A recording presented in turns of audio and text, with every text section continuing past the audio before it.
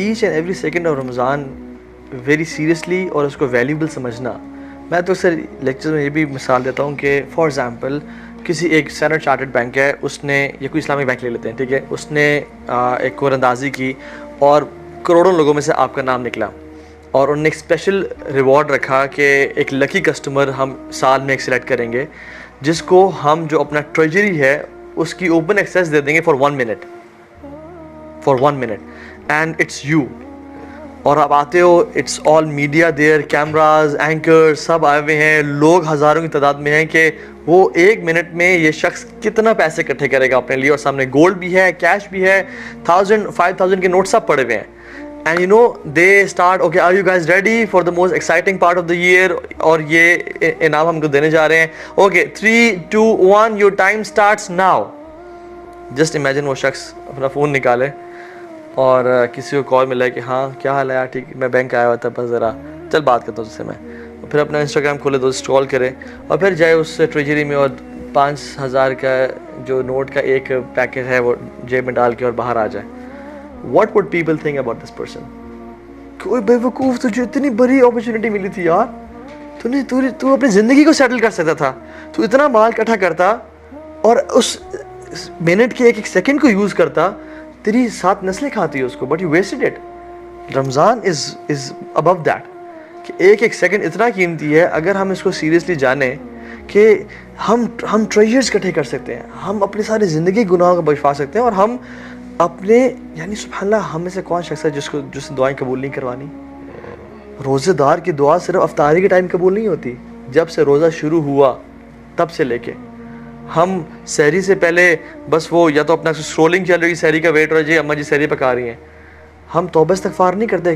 Quality है लोगों की, व बिल अस्हारी हुम यस्तग़फ़िरून के सारी टाइम सहरी टाइम पे तौबा इस्तग़फ़ार करते हैं। सो उलमा से कि take benefit of that time, सहरी वाला जो टाइम है उसमें कसरत से इस्तग़फ़ार करो। So again I think value इसमें ना तहा भाई मेरी एक और चीज़ मैं ऐड करूँगा कि प्राइमरीली मैं ये समझता हूँ कि उस बंदे को सबसे ज़्यादा रमज़ान की अहमियत का अंदाज़ा होता है जिसको बंदा मुहासबा नफ्स की जिसको आदत हो। असल में जैसे मैंने पहले भी अर्ज़ किया कि रमज़ान मुश्किल भी है, डिफ़िकल्ट चैलेंजिंग भी है डेफिनेटली, लेकिन वो डिफ़िकल्टी इंसान को बिल्कुल नहीं फ़ील होती जब इंसान को एहसास हो या निदामत हो या गिल्ट हो और वो वाकई रमज़ान को एज एन अपॉर्चुनिटी के तौर पे उसका वेट कर रहा हो, इंतज़ार कर रहा हो। ये ऐसे ही है फॉर एग्ज़ाम्पल कि एक बंदा है फॉर एग्ज़ाम्पल, अल्लाह ना करे वो किसी बीमारी का शिकार है, तो उसको अगर कुछ एक्सरसाइजेस करनी पड़ती हैं या कुछ मेडिसिन्स लेनी पड़ती हैं, तो बाज़ औक़ात वो यानी इस टाइम ये परवाह नहीं करता कि मैं हॉस्पिटल में जाऊंगा, वहाँ पे जाके मेरे से ट्रीटमेंट होगा, मुझे कट्स लगेंगे, मुझे वो होगी, पेन होगी। उसके नज़दीक ये बहुत छोटी चीज़ें होती हैं क्योंकि एक बड़ा पर्पस उसके सामने वो होता है। And in the same manner अगर हम देखें कि मैं देखता हूँ कि जिस बंदे को जिसने गुनाह किए पूरे 11 महीने और वो बेचारा अब तरस रहा है कि इस्तिग़फ़ार के लिए कि अल्लाह मुझे किसी तरीके से, और वो मुहासबा, और ये कभी हो सकता है जब इंसान को एहसास हो, जब उसको एक रियलाइजेशन हो कि मैंने कुछ बुरा किया है। अगर वो बुराई की उसको एहसास नहीं है ना ब्रो, तो फिर वो उसके नज़दीक तो ये बोझ ही बोझ है। लेकिन जितना उसको एहसास गहरा होगा ना, जितना उसको गम ज़्यादा होगा, जितना वो उसके लिए तो रमज़ान की मुश्किल से मुश्किल घड़ी उसके लिए आसान होगी। वो कहेगा ये तो मेरे लिए जन्नत आ गई, मेरे लिए अपॉर्चुनिटी आ गई।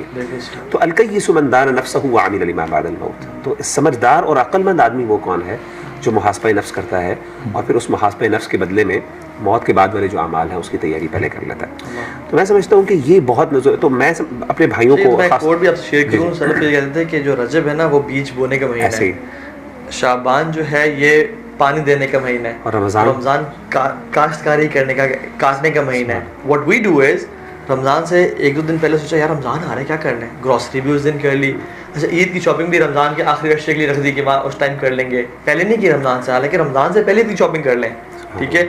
रमज़ान से 2 महीने पहले रमज़ान की तैयारी कर लें, रजब में रोज़े रखें, कुरान की तिलावत शुरू करें, शाबान में उसको और परफेक्ट करें, और रमज़ान में उसका एग्जीक्यूशन करें कमाल की। हम शुरू क्या करते हैं, और ये जी कल फर्स्ट रमज़ान है गाइस, अपना स्केड्यूल बना रहा हूँ मैं, ठीक है, हम ऐसे इतने बजे उठेंगे, इतने बजे सोएंगे, and every time we fail and we don't realise कि यार मैं क्यों फेल हो रहा हूँ, बिकॉज हमने कभी प्लानिंग नहीं की थी, हमने उसी दिन शुरू करना चाहा। अच्छा, इस पे ना तहा भी एक और चीज़ जो मैं ऐड करूँगा यहाँ पे वो ये है कि हमने जैसे बात की ना कि रमज़ान मुबारक की आपने मिसालें दी कि गुनाहों के बख्शवाने का, ये बात समझना हमें हम सबको समझने की ज़रूरत है कि रमज़ान से बेनिफिट उठाना ये मुस्तहब नहीं है, मुबाह नहीं है, बल्कि फ़र्ज़ है।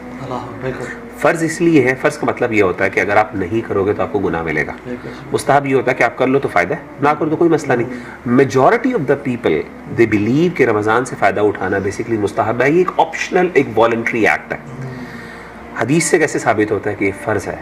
आप सल्लल्लाहु अलैहि वसल्लम की बड़ी मशहूर हदीस है कि आपने 3 दफ़ा जो कहा था आमीन आमीन, जब आप सल्लल्लाहु अलैहि वसल्लम मिंबर पर तशरीफ़ फरमा रहे थे, तो उसमें से 3 चीज़ों में से एक चीज़ में नबी सल्लल्लाहु अलैहि वसल्लम ने, जब हज़रत जिब्रील अलैहिस्सलाम आए और उन्होंने आके बद्दुआ दी, आपने फरमाया रग़िम अन फुमरिन अदरक रमज़ान फलम युग़फ़र लह, वो बंदा बर्बाद हो गया। और आप सल्लल्लाहु अलैहि वसल्लम ने आमीन कहा और आपने कहा दखल फिन्नार, आपने एक हदीस में दखल फिन्नार के भी कहा कि वो जहन्नुम में दाखिल हो गया वो बंदा कि अदरक रमज़ान फलम युग़फ़र लह, कि जी वो रमज़ान मुबारक उसकी ज़िंदगी में आया और उसने फ़ायदा नहीं उठाया।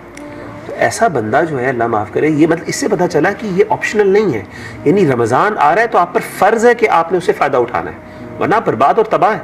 आपके 3 तरह के लोग होते हैं रमज़ान में। मैं समझता हूँ कि एक लोग, वो लोग जो दाखिल होते हैं रमज़ान में, वो इस लेवल पे थे, and when they leave at a worst level, they leave Ramzan और बदतरीन होके। कुछ लोग होते हैं जो आए तो इससे और इसी में चले गए, कोई बेनिफिट नहीं लिया, और कुछ लोग आते हैं यहाँ पे और पता नहीं अल्लाह की जन्नतें पाके चले जाते हैं। पहले वो लोग हैं जिन्होंने रोज़े भी छोड़ दिए या फ़राइज़ छोड़ दिए, या रोज़ा तो रखा और ज़ोहर असर नमाज नहीं चली, या रोज़े का हक अदा नहीं किया, गालिम गलोच की, ठीक है, और गीबतें चुगली की रोज़े की हालत में, ठीक है। तो लैसा लहू इल्ला जुआ, इसके लिए कुछ भी नहीं सिवाय भूख के। दूसरा वो शख्स था जो कि गुनाहों में भी पड़ा रहा और नेकियां भी करता रहा, उसका बैलेंस उसने स्ट्राइक किया। तीसरा वो शख्स जिसने वाकई में बेनिफिट उठाया। तो मैं और आप देखें कि हम किन लोगों में से हैं। आपको पाकिस्तान, इंडिया, बांग्लादेशी कल्चर पता है, कज़न्स इकट्ठे होते हैं कि रमज़ान इकट्ठे गुजारेंगे, रात को क्रिकेट खेलेंगे और सुबह सहरी करके फजर पढ़ के सो जाएंगे और फिर उठेंगे असर के नमाज तक। सो क्रिकेट टूर्नामेंट्स, मुझे याद है अपने दौरे जahलियत में हम लोग सीजन्स जो हमने देखने होते थे ना, वो हम रमज़ान के लिए प्लान करते थे कि अच्छा टाइम गुजर जाएगा रमज़ान में, कि वैसे भी रोज़ा होगा तो भूख लगी थी, तो टाइम पास तो करना है, तो पूरे सीजन्स एपिसोड्स यानी बिंज वॉचिंग नेटफ्लिक्स रमज़ान के लिए रखा होता था। बट मेरी ज़िंदगी में जो चेंज भी लेके आया ना, वो रमज़ान लेके आया था। मेरा जो एक्सीडेंट हुआ था उसके लिटरली 10-15 दिन बाद इट वॉज रमज़ान, और मैं बड़ा एक सेल्फ अकाउंटेबिलिटी से गुजर रहा था कि मैं मर जाता तो। और शेख वो जो रमज़ान आया ना, मैं तरावी पढ़ने गया और उसमें मैंने कुरान को पढ़ा।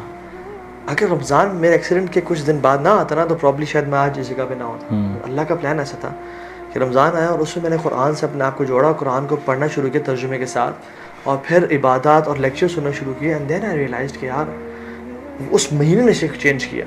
सो जिसकी ज़िंदगी में रमज़ान आ रहा है ना, वल्लाहि नसीब कितने लोग हम जानते हैं जो लास्ट रमज़ान ज़िंदा थे, मैं अपनी उंगली पे गिन सकता हूँ, वो इस रमज़ान अभी तक ज़िंदा नहीं है।